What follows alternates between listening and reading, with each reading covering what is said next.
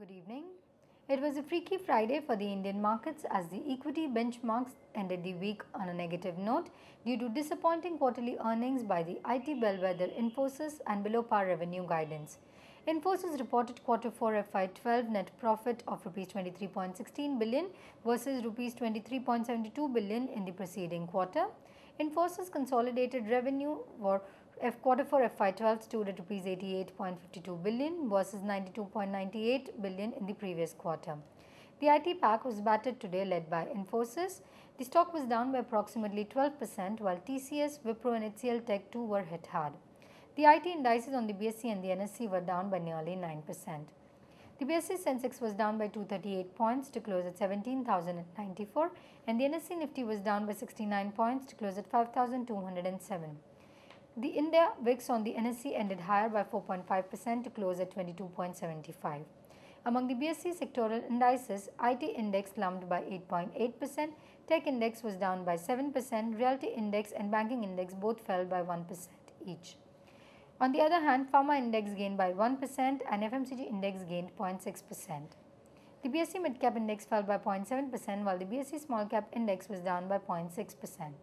Out of the 50 stocks in the Sensex, the notable losers were Infosys, TCS, Wipro, Hindalco, Jindal Steel and ICICI Bank. On the other hand, the major gainers included Sun Pharma, Coal India, Hero MotoCorp, Tata Motors and Reliance Industries. If one takes out the weakness in Infosys and other IT stocks, the Indian market was doing quite okay till the late sell-off spooked the investors. A sharp downward revision in January IIP data and lower than expected February industrial production have raised the odds of a repo rate cut at the April 17th policy meeting by the RBI. Whether the central bank obliges the market only time will tell. Also, one doesn't really know whether one rate cut by the RBI will be enough to revive the Indian economy.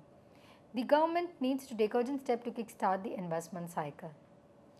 Lower than expected first GDP growth data from China and sent European stocks lower today despite the fact that most of the Asian counterparts overlooked the weak Chinese GDP data.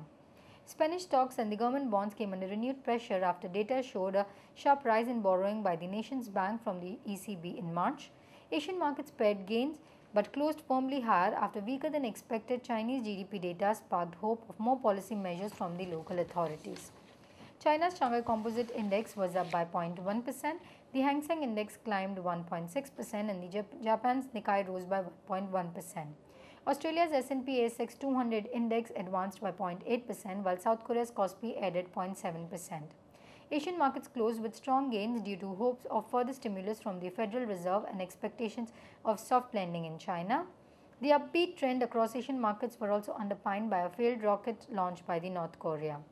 Gold futures retreated in electronic trading, part of a broader sell-off across commodity market, while the dollar index advanced.